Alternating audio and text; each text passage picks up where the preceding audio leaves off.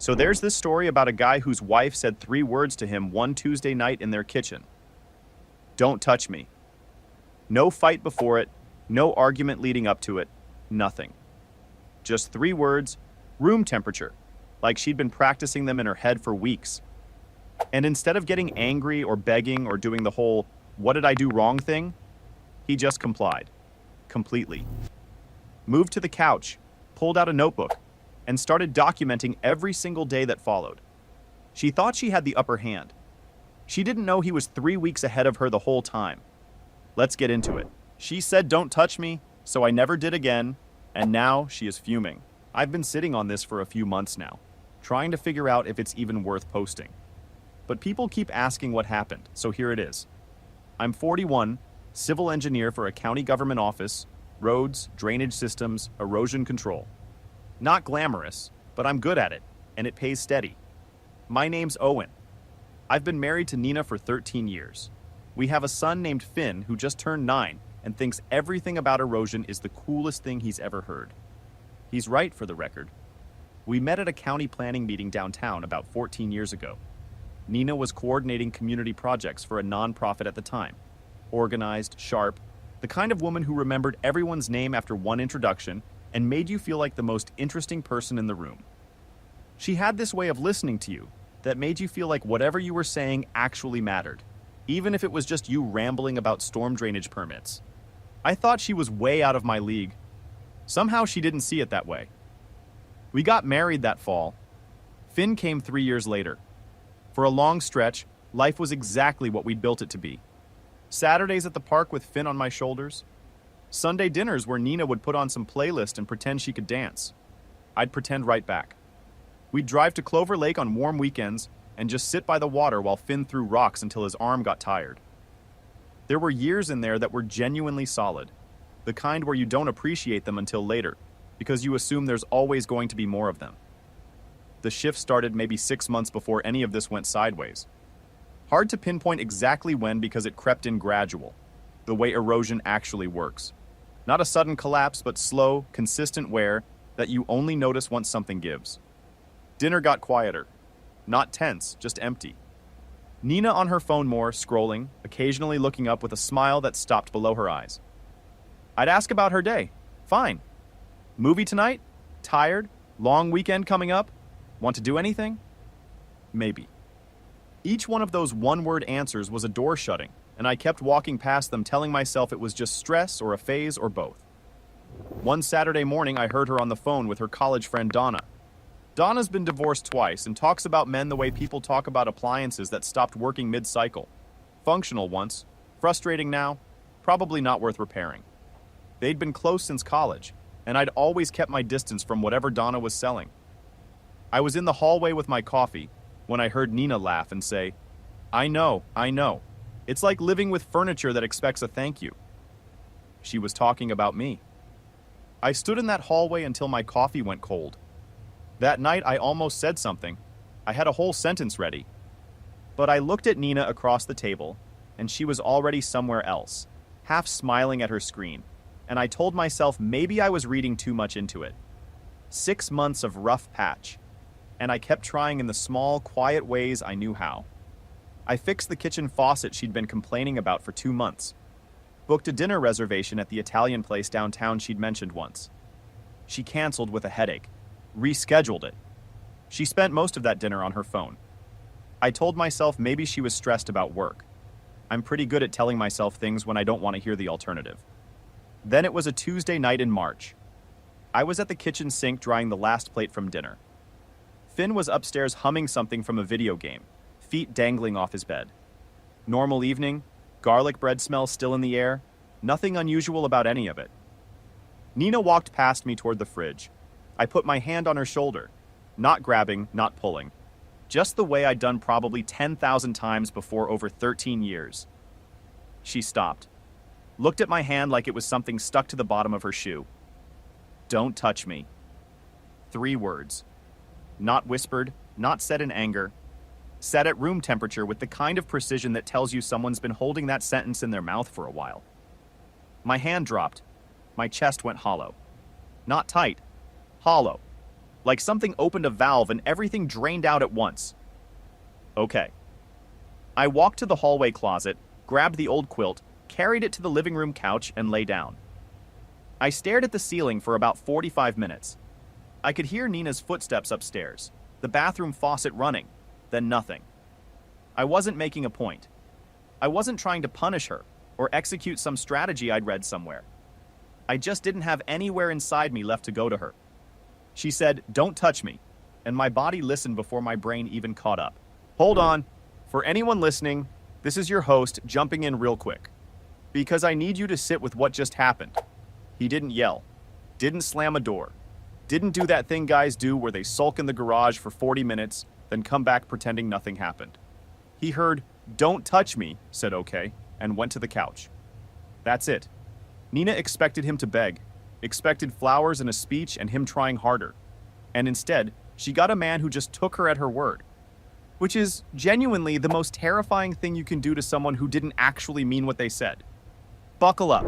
Wednesday morning. Up before everyone else, made coffee, packed Finn's lunch, turkey sandwich, apple slices, that little note I always slip in. Been doing that since first grade, it just became the routine. Left for work without saying good morning to Nina. I didn't think about it. I just didn't. That night at dinner, I talked to Finn about his science project. Erosion, how rivers carve canyons over time.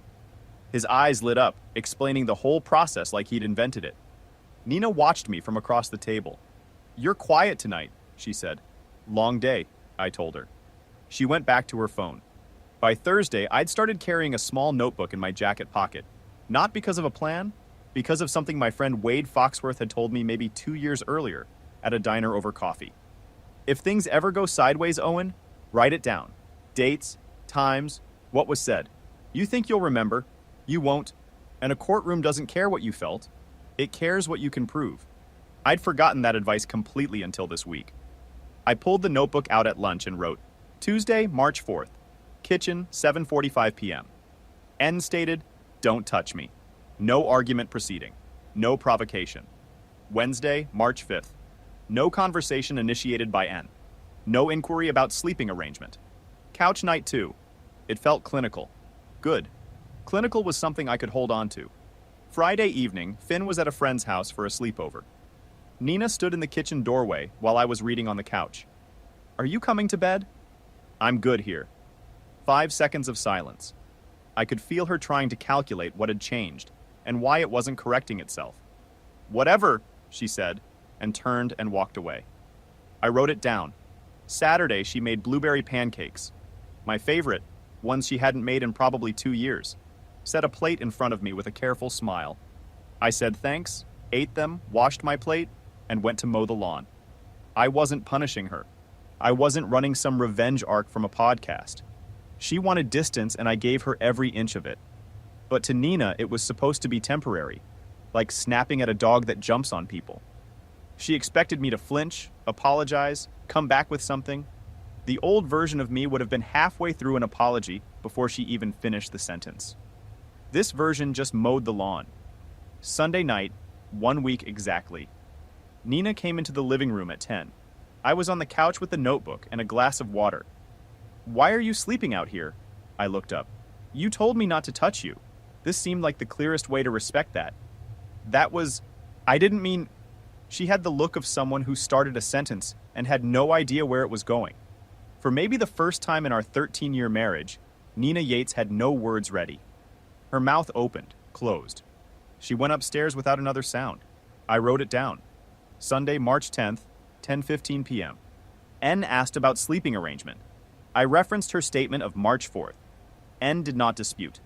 Returned upstairs without resolution. Monday morning, I called Wade from the parking lot at work. "How bad?" he asked.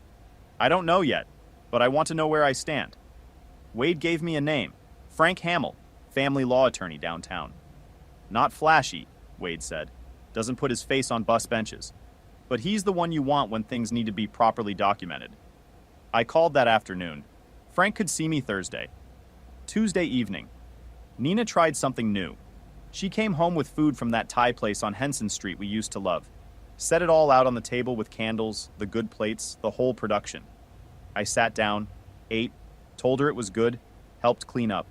She touched my arm as I passed her at the sink. I didn't flinch, didn't pull away.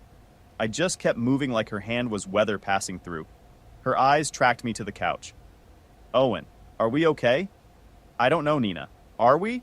She didn't answer. I wrote it down. Pause. That's me again, not Owen. I want to name what Nina is running here because it's textbook. Cold shoulder, no reaction from him, then pancakes and candles and a hand on the arm at the sink. She's cycling between cold and warm, trying to get a rise out of him. And he's not biting. Not because he's playing games, but because the tank is genuinely empty. There's a difference between pulling away to get a reaction and pulling away because there's nothing left to pull from. She's trying to fill a tank that isn't even in the garage anymore. And the worst part for her?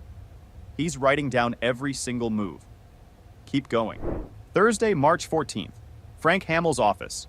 Wood paneling that probably hadn't been updated since the late 80s. Coffee on the burner since morning. Frank was maybe 60. Wire-rimmed glasses, patient eyes. The kind of man who listens like he's getting paid by the silence rather than the words. I showed him the notebook. He read for 3 full minutes without saying anything, then looked up. You're an engineer. Yeah. I can tell. He set the notebook down. Kansas is no fault. But pattern of behavior matters, especially in custody and property division. If she initiated the rejection of the marital relationship and you simply complied, that's not abandonment on your part. That's compliance with her stated wishes. I asked what happened if she told a different version of events to people. Frank took off his glasses and cleaned them slowly.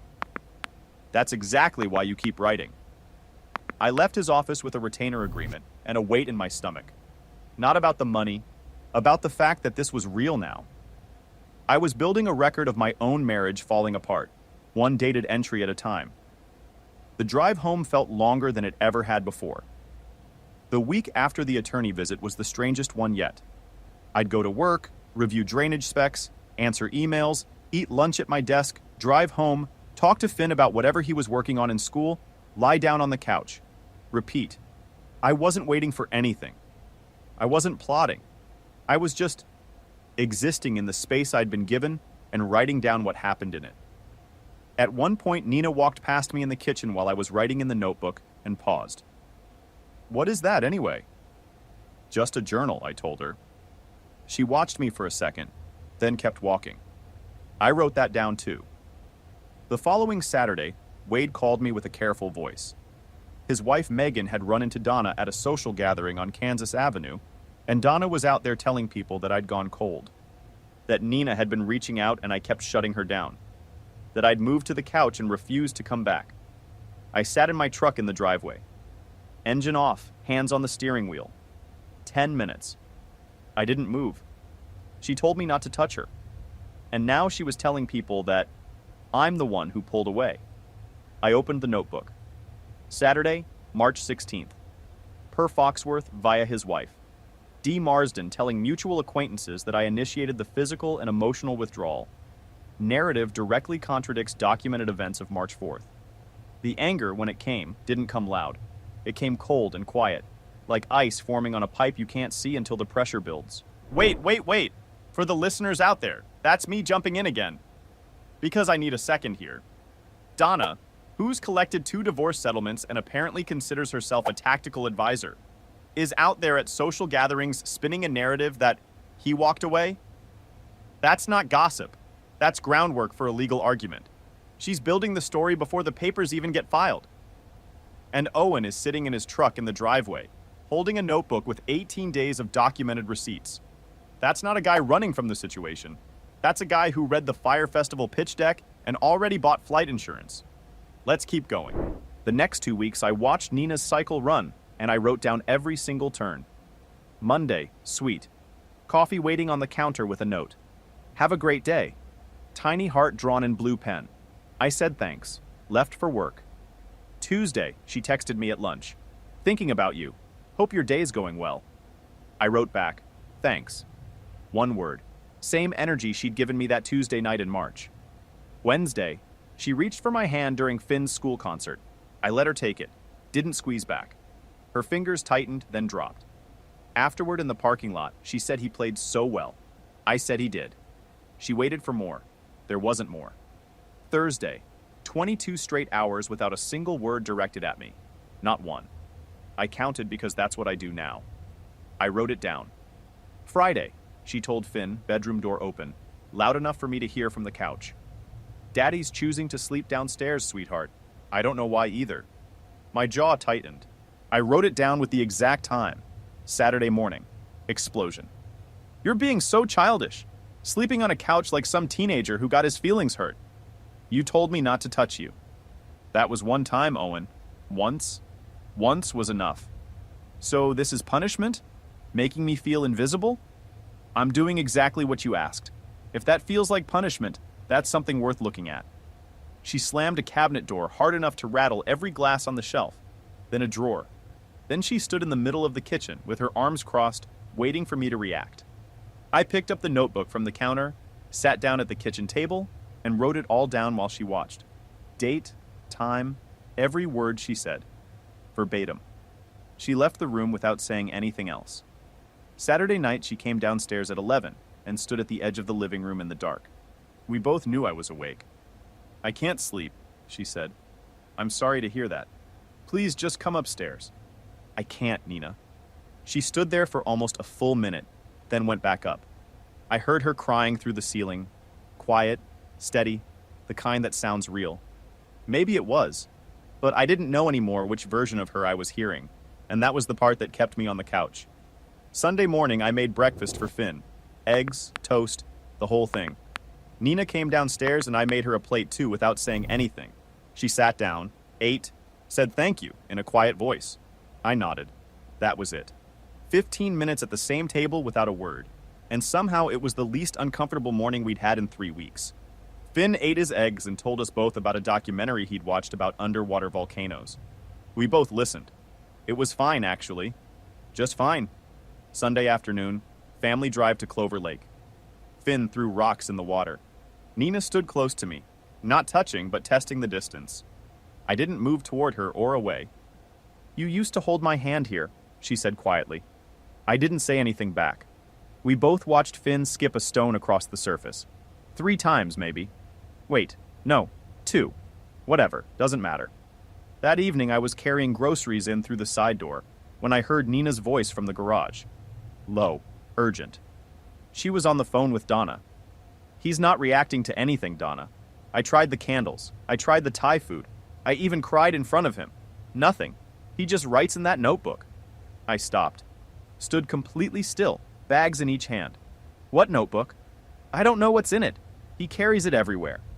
I put the groceries down quietly, walked back out to the car, came in through the front door, loud enough for her to hear. Then I sat down on the couch and wrote down every word I'd just overheard. Time-stamped, verbatim. Monday night, Finn found me on the couch. He sat down on the floor next to me with his cereal bowl. That had become his new routine, apparently. Dad, did you and Mom have a fight? No, buddy. Adults just need space sometimes. He looked at me with those eyes 9-year-olds aren't supposed to have yet. She was crying in the car today when she picked me up from school. She didn't think I noticed.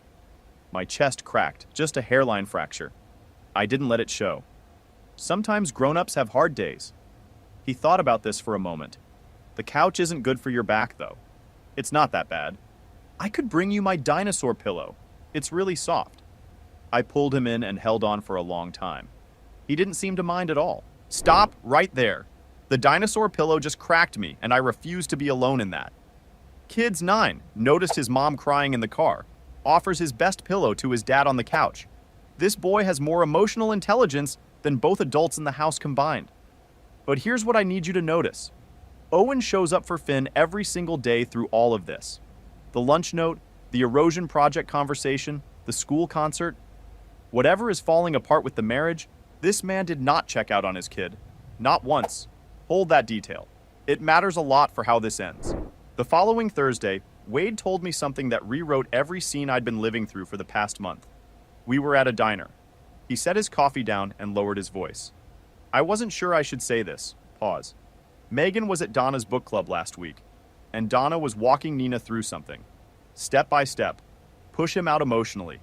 Make him leave the bedroom. Once he's been out long enough, You file and claim constructive abandonment. His abandonment. You get the house, favorable custody position, the whole thing. The diner noise disappeared. Just my pulse and the coffee cooling in my cup. She's been coaching her.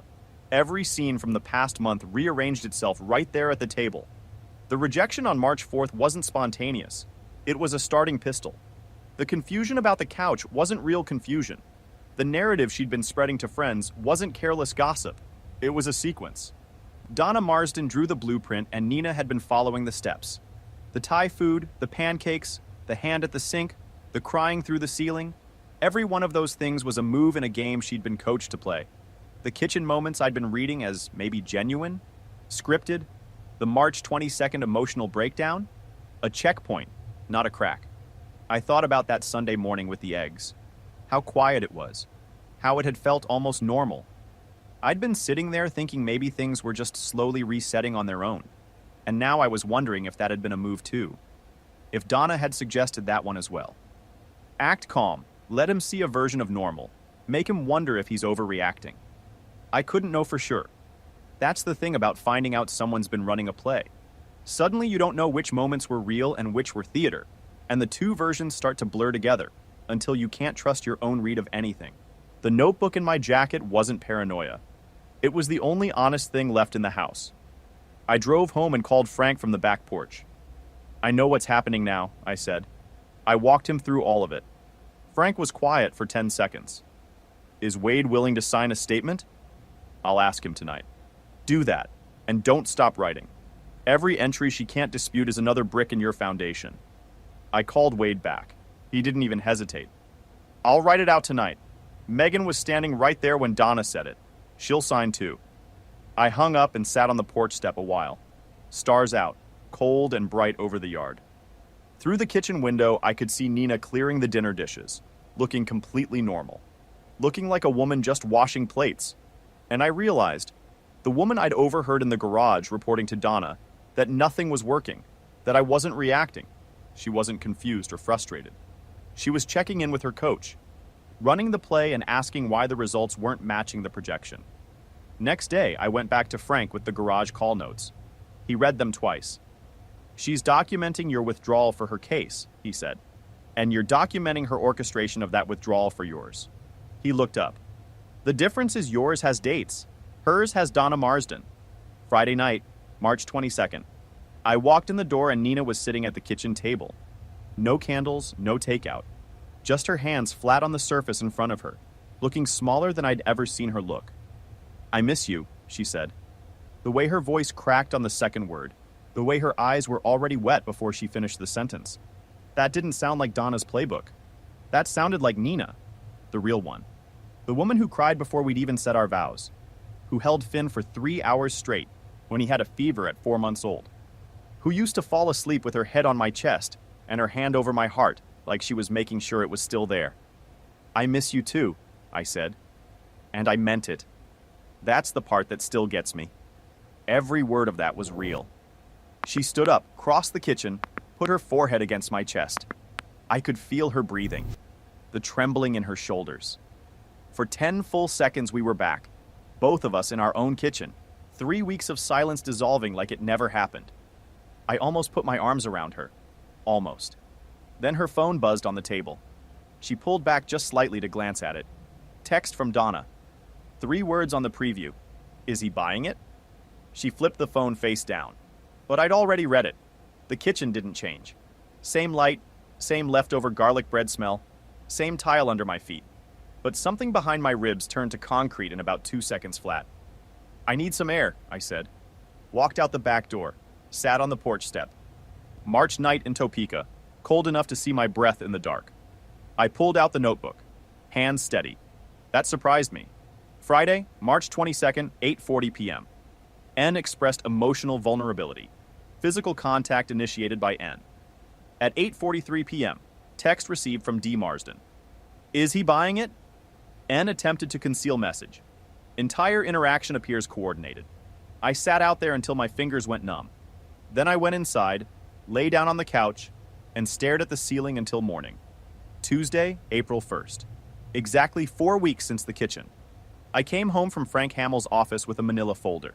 Inside, 28 days of dated entries in my handwriting. Wade's signed statement about what Megan overheard at the book club. A timeline Frank had assembled showing the full pattern. Rejection, narrative reversal, coached reconciliation attempts. The text. Every piece dated, every piece factual. Finn was at Wade's house for the evening. I'd arranged that at lunch. Nina was starting dinner. I set the folder on the kitchen table. "What's that?" she asked. "Sit down, Nina." She sat. I walked her through the whole thing. Not angry, no raised voice. The same tone I'd use presenting drainage findings at a county planning review. Clear, measured, documented. March 4th, what she said. March 10th, what she asked. March 16th, what Donna told people. March 22nd, the text. Her face moved through 4 expressions in under a minute. Confusion, recognition, fear, then something I'd never seen on Nina before. Raw, unfiltered panic. "Owen, Donna was just trying to help me feel like I had some control over what was happening. She coached you through a manufactured abandonment claim. Push me out of the bedroom, rewrite the story for our friends, build a file for court where I'm the one who left. I didn't want a divorce. Then what did you want?" Silence. Long enough that I could hear the kitchen faucet dripping. "I wanted you to fight for me." Almost a whisper. "You were supposed to get angry, push back. Show me you still cared enough to not just say, 'Okay, don't touch me' was supposed to be a test. You were supposed to fail it and come back anyway." There it was, the real thing underneath all the coaching and the performances and the hot and cold cycles. The belief that love means he fights even when you push. That his persistence proves devotion. That "don't touch me" has exactly one right answer, and it isn't compliance. That's not how I love, Nina. I love by listening. You said "don't touch me." I listened. I didn't mean forever. You didn't say temporarily. You said it like it was final. And then you spent 4 weeks telling people I was the one who walked away. She broke. Not the careful tears from the night of the text. Real ones, from somewhere deep, messy with sound. Her shoulders folded inward, her hands pressed into her face. Donna said if I didn't take control, I'd end up like her, alone with nothing. Her voice came out rough and small. I was scared. I'd been scared for months, and instead of just saying that to you, I let her convince me there was a smarter play, that I could control how this went. She looked up, mascara streaked, eyes red, afraid in a way she hadn't been afraid before. And instead, I built exactly what she has, twice over, a folder full of documented lies and an empty kitchen table. The silence that followed had weight, the kind you feel behind your sternum. Can we fix this? I don't know, but this folder goes to my attorney tomorrow regardless, because I don't let anyone rewrite my story, not even you. She nodded slowly, like she understood that. Like some part of her had known it was coming since she flipped the phone over and saw my face. Final update. Frank filed the petition the next morning. The hearing was quiet. He presented the notebook, 28 days, every entry in my handwriting. Wade's signed statement, the timeline. Nina's attorney tried to argue emotional distress on her behalf. The judge read the March 22nd text, set the folder down, and looked at Nina for a long time without saying a word. Primary custody went to me. Weekends and Wednesdays for Nina. The house stayed with Finn, which meant it stayed with me. 28 days of entries in a pocket notebook. That's what it came down to. 3 months later, June in Topeka. I'm on the back porch. Finn's running through the sprinkler, laughing the way only 9-year-olds laugh.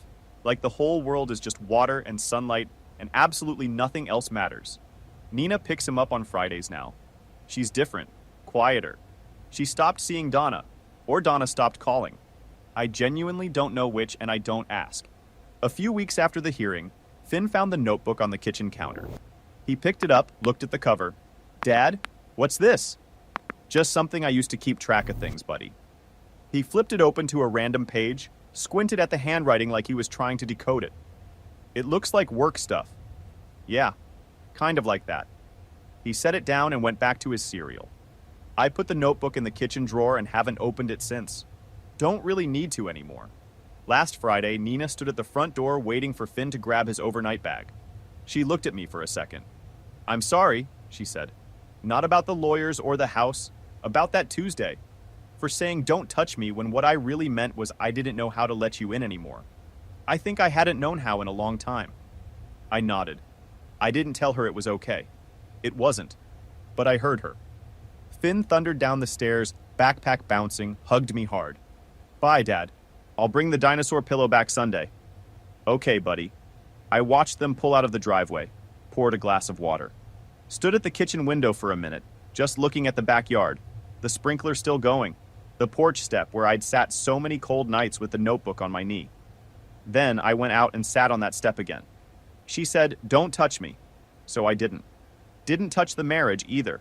And it turned out those two things, the hand on the shoulder and the whole 13 years behind it, were always the same thing. Look, I'm not going to pretend Owen's some saint who did everything right in this marriage. But when the woman you've loved for 13 years says, "Don't touch me," and then spends a month building a legal case out of the fact that you listened, your only move is the notebook. Not a screaming match, not begging, not a big tearful speech, just dates, times, and the truth on paper. Courts don't care about feelings. They care about what's documented. He understood that before he ever talked to a lawyer. Drop your thoughts in the comments. What would you have done that first Tuesday night on the couch? And if you're not subscribed yet, hit the button. Next story's already loaded. My friends think you're a downgrade from my ex. It's better if you stay home, my fiancé said, after I asked why I wasn't invited to her friend's wedding. I nodded. And when she left, I canceled everything and packed her stuff. A few hours later, her mom called me yelling, "All right, Reddit, grab some popcorn and strap in. This is going to be intense. My name's Cole, 30 male. I'm a journeyman lineman for the regional power company. If you don't know what that means, I'm the guy who climbs 40-foot poles in the middle of an ice storm to get your lights back on. I'm the guy who works 16-hour shifts during hurricanes while everyone else is evacuating. I'm the guy who makes sure hospitals don't go dark and grandma's oxygen machine keeps running. It's not glamorous. The hours are brutal. The conditions are dangerous. But it pays well, and I'm good at it. I've been doing it for 8 years. I grew up in a small town about 2 hours north of here. Dad was a mechanic who worked on diesel engines until his back gave out. Mom was an ER nurse who worked nights so she could be home when we got off school. They taught me that you judge a man by what he does, not what he says. Show up. Work hard. Keep your word. Don't complain. Fix what's broken. I took that to heart. By 28, I owned my house outright. Paid cash. 3 bedrooms, decent yard, detached garage where I rebuilt motorcycles on weekends. I had 0 debt, a solid retirement account, and enough savings to weather a year without working. Then I met Blair. She was 26 when we crossed paths at a mutual friend's cookout. Beautiful without even trying. Brunette, green eyes, a laugh that made you want to keep saying stupid things just to hear it again. She worked as an events coordinator for a boutique hotel downtown, planned corporate retreats and wedding receptions. Had that polished professional thing going on. We talked for 3 hours that first night, standing by the fire pit while everyone else got loud and distracted. I asked for her number. She gave it to me without playing games. I like that. Seemed like she had her head on straight. What I didn't know was that she was 6 months out of a 2-year relationship with a guy named Preston. Preston was the kind of guy who wore boat shoes without socks and talked about his personal brand. He came from old money, worked at his daddy's investment firm, and treated women like accessories to swap out when he got bored. He'd cheated on Blair repeatedly, gaslit her when she confronted him, then dumped her when she finally demanded accountability. Said she was too needy, too dramatic, not sophisticated enough for his circle. The breakup wrecked her confidence and left her finances in ruins because she'd been covering his lifestyle while he pocketed his trust fund distributions. Blair was a mess when I met her. She just hid it well. Underneath that put-together exterior was a woman with maxed-out credit cards totaling about $19,000, a car payment she could barely make, and a self-esteem that had been stomped flat by a trust fund baby with a Napoleon complex. She was living in a cramped studio apartment she could barely afford, trying to look successful while drowning in debt. I didn't know any of that at first. I just knew I liked her. And apparently she liked me too. Or at least, she liked what I could do for her. Our first year together was great. Really great. She seemed genuinely into me. She'd come to my house on weekends and watch me work on bikes in the garage, asking questions about the engines even though I could tell she didn't care about motorcycles. She'd pack me lunches when I had early shifts, little notes tucked inside. She met my parents and charmed them completely. My mom loved her. My dad said she seemed like good people. I trusted their judgment. When she told me about her debt, about 3 months in, I didn't run, didn't judge. I sat down with her at my kitchen table and made a plan.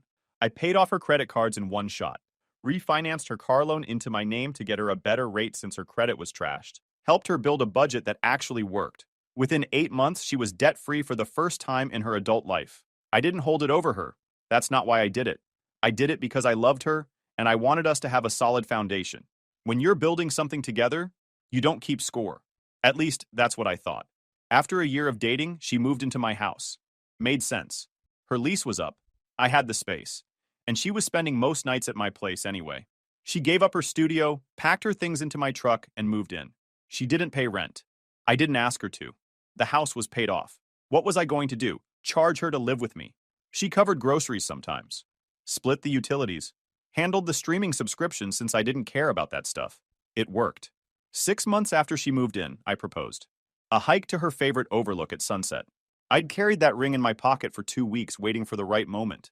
She cried, said yes, told me I was everything she'd ever wanted. I thought I'd found my person.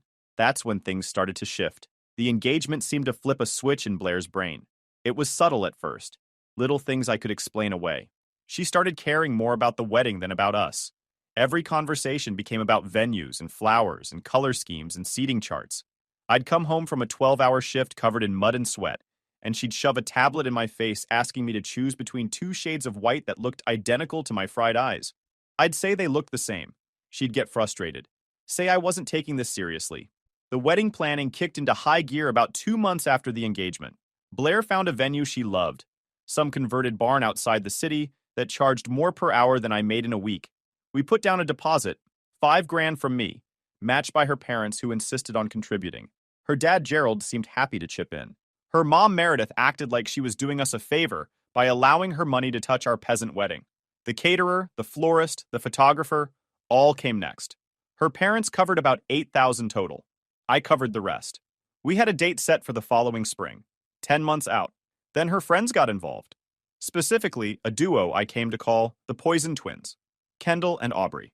They'd been Blair's friends since college, part of some sorority sisterhood thing that apparently created bonds stronger than common sense. They both absolutely hated me from day one, and they didn't bother hiding it. Kendall was a real estate agent who sold overpriced condos to tech bros and thought that made her a mogul. She drove a BMW that was definitely leased and dressed like she was on her way to a yacht party. Aubrey worked in pharmaceutical sales and had the personality of a root canal, fake as anything. The first time I met them, at some overpriced lounge downtown, Kendall looked me up and down and said, "So you're the electrician Blair's been telling us about." I corrected her. Said I was a lineman. She laughed, this high-pitched fake laugh that made my skin crawl, and said, "Same thing, right? You both play with wires." I let it go because Blair was sitting right there, and I didn't want to make a scene. Looking back, I should have made a scene.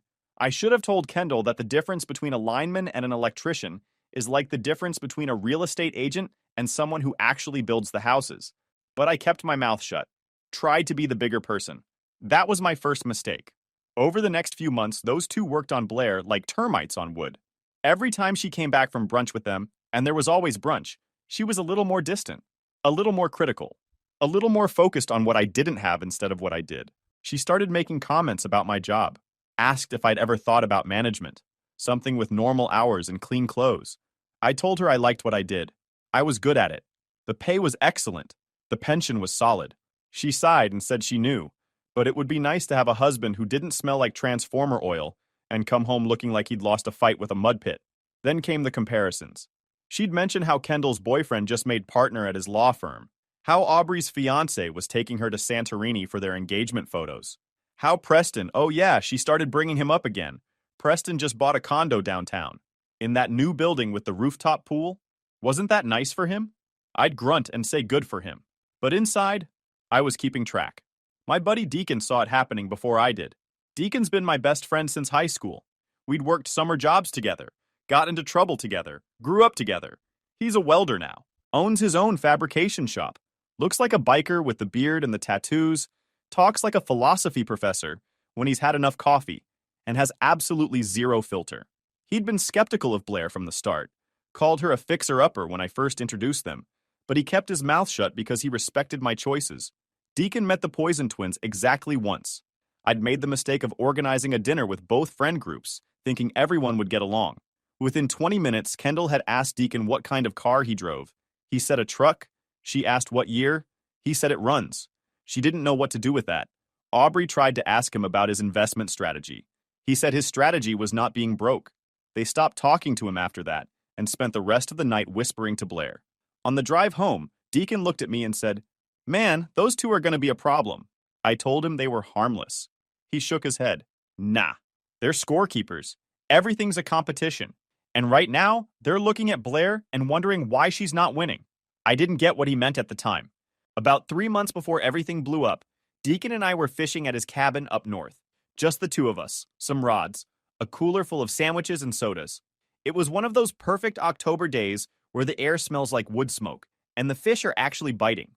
We'd been out there since dawn, not talking much, just enjoying the quiet. Around noon, Deacon cracked open a drink, stared at the water for a long time, and finally said, "You know your girl's changing, right?" "Well, she's just stressing about the wedding. Everyone does." He shook his head slowly. "Nah, man. Stress makes you tired. Snappy, maybe. Whatever's going on with her is something else. She looks at you like you're a problem she's got to figure out instead of someone she actually wants to be with." I told him he was being paranoid, that he'd never liked her anyway. He cast his line out into the water, watched it sink. "I liked who she was when you met her. But this version's got an audience, and you're not it, man." I should have listened. I didn't. Fast forward to when things imploded. It was our mutual friends. Danielle and her fiancé Trevor were getting married at some fancy venue outside the city. Blair had been friends with Danielle since college, part of the same social circle that included the Poison twins. I'd known Trevor through work. He was a line foreman who'd moved up to management a few years back. We'd grabbed food together a few times. Good guy. Down to earth. I was looking forward to the wedding. Thought it might be good for Blair and me. Remind us what we were working toward. I'd rented a nice tux. Got a fresh haircut. 4 days before the wedding, I came home from a rough shift.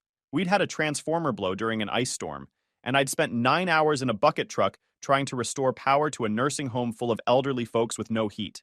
2 of them had been taken to the hospital for hypothermia before we got the juice back on. I was exhausted, dehydrated, and carrying about 10 pounds of dried sweat and dirt on my skin. I wanted a shower and sleep. What I got was Blair sitting on the couch with that look on her face. I dropped my gear bag by the door and asked what was wrong. "We need to talk," she said flatly. She started with the setup, the long, winding excuse before the actual point.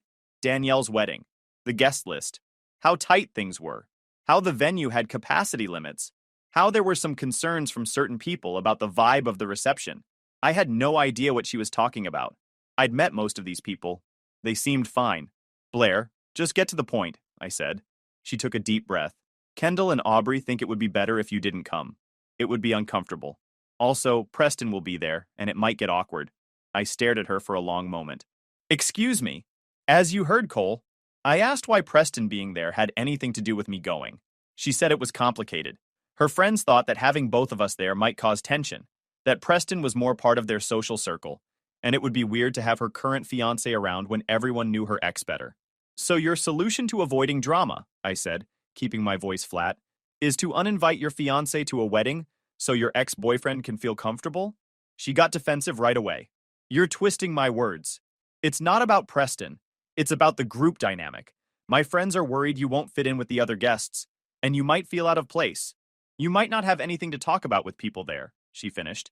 "And honestly, I think they're right. These aren't your kind of people, Cole." That's when it clicked. This wasn't about protecting my feelings or saving me from awkward small talk. This was about her being embarrassed by me. I asked her straight up, "Are you ashamed of me?" She hesitated.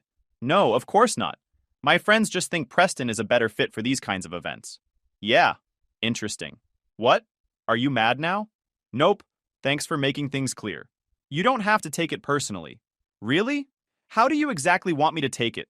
Because from what I just heard, you're ashamed of showing up with your own fiancé." "I am not. Stop twisting my words. I'm not stupid, Blair. You just told me I'm not good enough for your friends." "God, you're being so dramatic now." "Yeah, now I'm being dramatic. You know what?" Her voice snapped. "Kendall said you're a downgrade from Preston, and Aubrey thinks the same. So yes, of course I am embarrassed," she blurted out. Then she caught herself, tried to walk it back. "I mean, okay, look, it came out wrong. I see," I cut her off. "Understood." And she looked at the floor, then back at me. Cole, I didn't mean to. Don't, I said. I understand. She looked relieved. Thought I was going to roll over and accept being benched like some embarrassing secret. She smiled weakly and said she knew I'd understand. Said I was so practical. That's what she loved about me.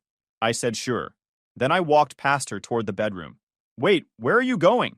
She followed me down the hall, her heels clicking on the hardwood. Cole, what are you doing? I pulled a suitcase from the closet and started opening her dresser drawers. Are you kidding me right now? She repeated, her voice getting louder. I stopped, set the suitcase down, looked at her. You've got until Thursday, I said. I'll put it in writing tonight. If you make this difficult, I'll have cops here for the removal. She actually laughed. You're overreacting. Stop being so dramatic. You can't just kick me out. This is my house. You're not on any lease. You moved in as my guest, and now I'm asking you to leave. I kept my voice flat. You have until Thursday evening. The color drained from her face. Are you breaking up with me? Yes. You can stay in the guest room tonight if you need to, but I want you out by Thursday evening. She started crying. You're being so cruel. It's all a misunderstanding. Please don't do this. Enough. I walked to my desk, grabbed a notepad, and wrote out a simple notice. Date. Her name. Thursday evening to vacate. My signature. I handed it to her. There's your written notice. She grabbed my arm, asked me to stop, said we could talk about this. I pulled my arm back. Nothing to talk about. That's when I heard the front door open. Deacon's voice came from down the hall. Yo, Cole. I brought back that torque wrench. You home? Perfect timing. We had standing plans for him to drop by that evening so we could work on my bike. He walked into the bedroom doorway, took one look at the scene, Blair crying, me standing there with my arms crossed, and his face shifted from confusion to understanding. Whoa, what did I miss? He asked. I gave him the short version. Deacon looked at the paper in Blair's hand. That the notice? Yep, you're the witness. Thursday. He nodded slowly. Clean. Blair spent the next hour going back and forth between crying, bargaining, and threatening to call the cops. Deacon calmly told her she could call whoever she wanted. The notice was legal. The timeline was reasonable. She had no lease, no tenant agreement, nothing. She'd moved in as a girlfriend, not a tenant. Different rules. She called Kendall, put her on speaker like she was calling for backup. Kendall started screeching about how I was a psycho, how Blair should call the police right now, how this was abusive behavior. Deacon took the phone out of Blair's hand, put it to his ear, and said, Hey, this is Deacon. She's got until Thursday to move out. If you want to help, come get her. Otherwise, quit yelling. He hung up and handed the phone back. The ring was next. Blair had left it on the bathroom counter when she'd showered that morning. I walked to the bathroom, grabbed the ring box, and came back. This comes off too, I said. Engagement's over. Ring goes back to the jeweler. She lunged for it. I stepped back. $8,000. Not yours anymore. It's my ring. You gave it to me. I'm returning it tomorrow. She called me a monster. Deacon shrugged and said, He gave you until Thursday. That's pretty reasonable. She didn't stay in the guest room. She called her parents around 10 p.m. and asked for a ride. Gerald showed up around midnight. We talked for minutes and I told him what happened. He looked exhausted, nodded, then helped her load what she could fit into the SUV and left. Over the next 2 days, she came back twice with her mom to get more stuff. I stayed out of the way. Let them take whatever was hers. Didn't argue, didn't engage, didn't say a word. Meredith glared at me the whole time. Gerald came once, on the second day. He just looked tired. When they were loading the last of the boxes, he walked over to me. For what it's worth, he said quietly, so Meredith couldn't hear. I get it. I would have done the same thing. I nodded. Didn't know what to say to that. He shook my hand, got in the car, and left. By Thursday evening, she was out. The house was quiet. Felt bigger somehow, even though nothing had actually changed. Blair stood at the end of my driveway during that last trip and told me I was going to regret this, that I'd blown my one chance at happiness. I didn't say anything, just watched her get in the car. Deacon came by that night, sat on my porch with 2 drinks, handed me one as the sun went down. You good? He asked. Yeah, I said. I'm good. The next morning I got to work. Not line work, administrative destruction. First, the wedding vendors. I'd paid the deposits. My name was on the contracts. One by one, I called them. The venue, the caterer, the florist, the DJ, the photographer. I explained that the wedding was canceled. Most of them were sympathetic. A few tried to talk me into postponing instead of canceling outright. I told them there was nothing to postpone. The relationship was over. I signed the cancellation forms they emailed me, accepted the partial refunds where available, and crossed each one off my list. Saved every confirmation email in a folder, just in case. The deposits her parents had contributed? Gone. Non-refundable. About $8,000 up in smoke because their daughter couldn't keep her mouth shut about what her friends really thought of me. That wasn't my problem. I hadn't asked them to contribute. They'd insisted. Meredith had made a big show of it, talking about family tradition and how important it was for the bride's family to participate. Meredith called me the next afternoon. I let it go to voicemail. She called again. Voicemail. The third time, I picked up just to get it over with. She was furious, yelling, demanded to know what I thought I was doing, said I had no right to cancel everything without asking them first, said I'd humiliated their family, said Gerald had worked overtime to contribute to this wedding, that they dipped into savings, and now because of my ego, because I couldn't handle a little criticism, they were going to lose everything. I told her to ask Blair why she'd agreed to uninvite me from a wedding so her cheating ex could feel comfortable. Then I told her to have a nice day and hung up. She tried calling back 4 more times. I blocked the number. Next, the car. The loan was in my name. Title was in my name. Insurance was in my name. I texted Blair once. Car's in my name. You have until Friday to get your stuff out of it. After that, I'm taking it. She responded with a wall of text I didn't read. I muted the conversation.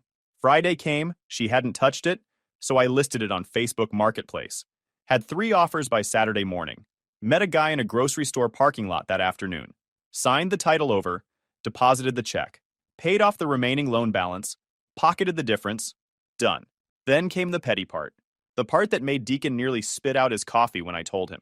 We'd had a wedding website, one of those custom domains where you post your story, your registry, your timeline, directions to the venue. Blair had picked the template. She'd written the copy. She'd uploaded the photos. But I'd paid for the hosting, and the account was in my name. She'd never bothered to get the login info because that was tech stuff, and tech stuff was my department. I didn't delete the site. I didn't post anything mean. I just changed the homepage banner from Blair, June 14th, to event canceled in big block letters. Removed all the other content. Left the URL active so anyone who'd bookmarked it or had it in their emails would see exactly 2 words when they clicked. Event canceled. No explanation, no drama. Just 2 words that told everyone everything they needed to know. Blair had shared that link everywhere. It was in her email signature at work. She'd texted it to every relative. She'd put it in the group chat with her college friends. And now, when any of those people clicked it, they got the update without me having to say a word. When Deacon saw it, he just nodded. I like this. Let the rumor mill do all the work. Within 24 hours, people started asking questions. Blair's friends noticed. They reached out to her. She had to explain over and over what happened. Each time she told the story, she had to admit the engagement was off. Each time she admitted it, she had to decide how much truth to include. But Danielle saw the website before anyone else did. She texted me that same afternoon, hours after I'd changed it. Asked if what she'd heard was true. I told her the short version, kept it factual, no spin. That Blair had uninvited me because Kendall and Aubrey thought I was a downgrade from Preston. That she had agreed with them. That I'd ended the engagement because of it. Danielle was horrified. She told me Kendall had volunteered to help with the guest list as a favor, and Danielle had never approved cutting my invitation. She'd assumed I was coming. Trevor had been expecting me. She apologized a bunch, said she felt terrible, said she'd always thought Blair and I were good. She also said she was going to have words with Kendall at the rehearsal dinner. Those words apparently happened in front of everyone. Trevor gave me the play-by-play via text in real time. Danielle confronted Kendall in front of everybody, asked why she'd taken it upon herself to decide who could come to her wedding. Kendall tried to play innocent, said she was just trying to help, said she thought she was doing what Danielle would want. Danielle wasn't buying it. She asked Kendall directly if she'd told Blair to uninvite me because of Preston. Kendall couldn't deny it. The whole room went quiet. Danielle told Kendall and Aubrey they were no longer in the wedding party, that they could come to the ceremony as regular guests if they wanted, but they weren't standing up with her. They weren't giving toasts. They weren't in the photos. They left. Made a huge scene on the way out. Aubrey knocked over a centerpiece. Kendall called Danielle ungrateful and dramatic. The whole restaurant watched them storm out like toddlers who didn't get their way. Preston, who was still somehow invited, sat there looking like he wanted to disappear into the floor. Trevor said he left early and didn't come to the actual wedding. The ceremony went on without the Poison twins. Trevor said it was beautiful. Danielle looked happy. They sent me a piece of cake in a little box with a note that said, "Sorry for the drama. You deserved better." Deacon and I ate the cake while watching the game that Sunday. It was excellent cake. Over the next few days, the full story spread. Blair created a backup Instagram account and started posting vague stuff about betrayal and toxic masculinity and how some people show their true colors when you need them most. The comments were a mix of supportive friends who didn't know the full story and confused people asking what happened. Her friends rallied around her at first. Kendall posted a long rant about how Blair had dodged a bullet, how some men can't handle strong women, how this was actually a blessing in disguise. Aubrey shared it with fire emojis. But once word got out about what really happened at the rehearsal dinner, the narrative shifted. I didn't have to do anything else. The rumor mill handled the rest. Blair showed up at my job site 4 days after Danielle's wedding. She'd waited at the yard that morning, watched my crew load up, then followed my truck to the site.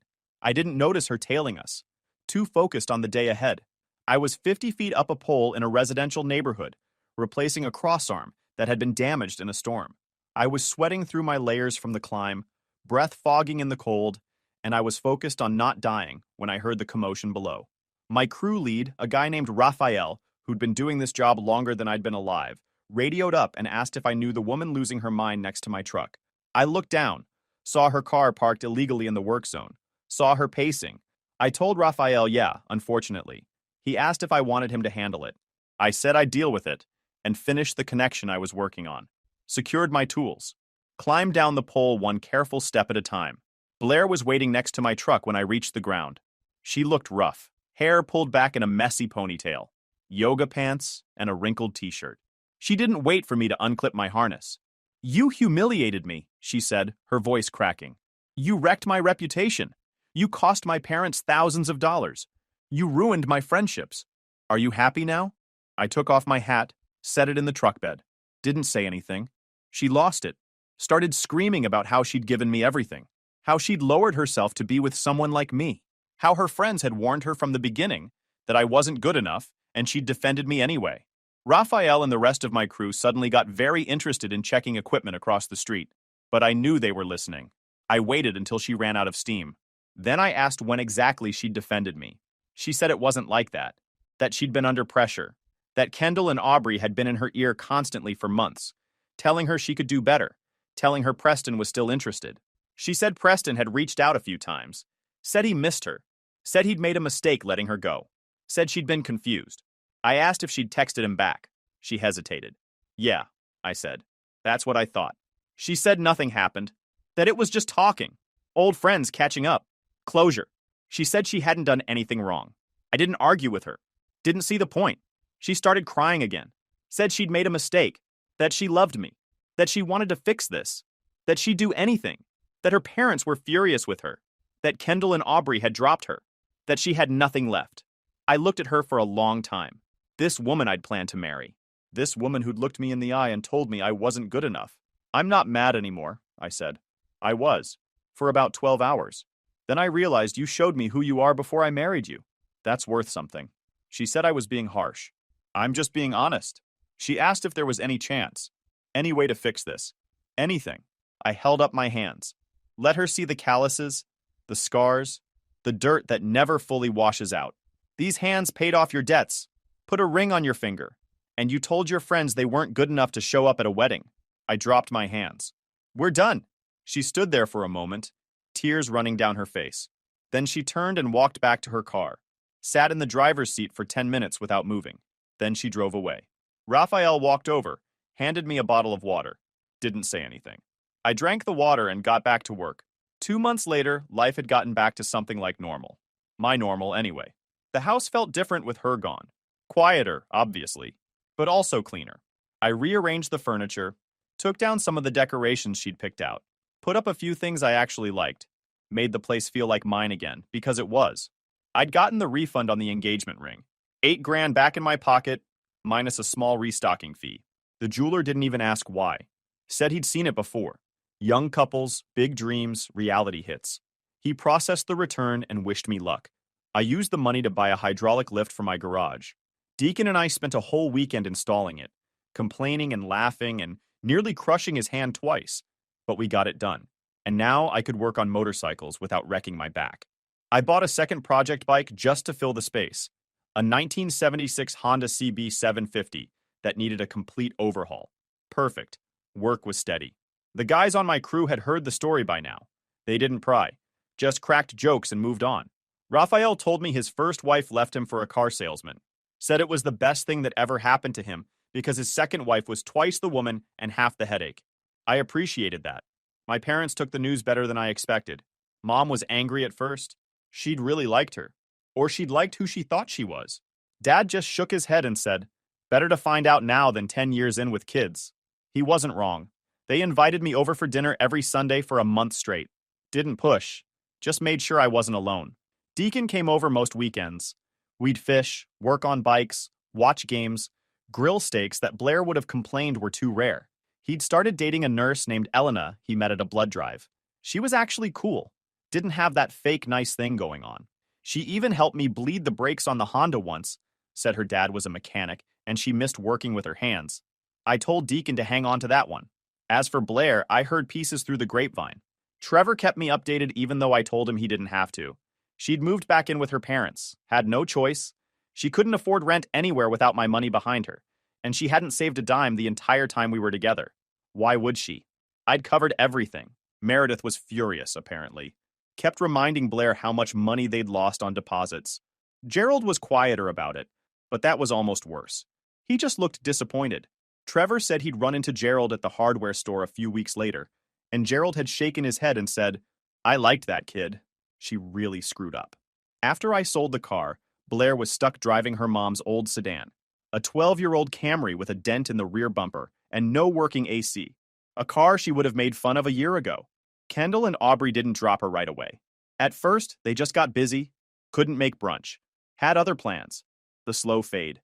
Then after the rehearsal dinner blow-up, the fade turned into a full block. They blamed Blair for the whole thing, said she shouldn't have told me about the uninvite. They found a replacement for their brunch group within a month, some girl from their Pilates class. Blair found out through Instagram. The hotel job got rocky. Trevor heard from Danielle that Blair had been struggling at work, showing up late, missing deadlines. They moved her off the big events, gave her smaller accounts. About 3 months later, she left to pursue other opportunities. I'm guessing they gave her the choice to quit or get fired. She tried reaching out through mutual friends a few times, trying to set up a second chance. People mostly just didn't respond. Danielle told her she'd had her chance. I didn't feel sorry for her. She made her choices. She gets to live with them. I hope she finds whatever she thinks she deserves. She's not my problem anymore. Guys, we are so close to hit 100,000 subscribers on this channel. If you are not subscribed to the channel, please consider subscribing. It really helps hit that 100,000 mark. Thanks for making this dream come true.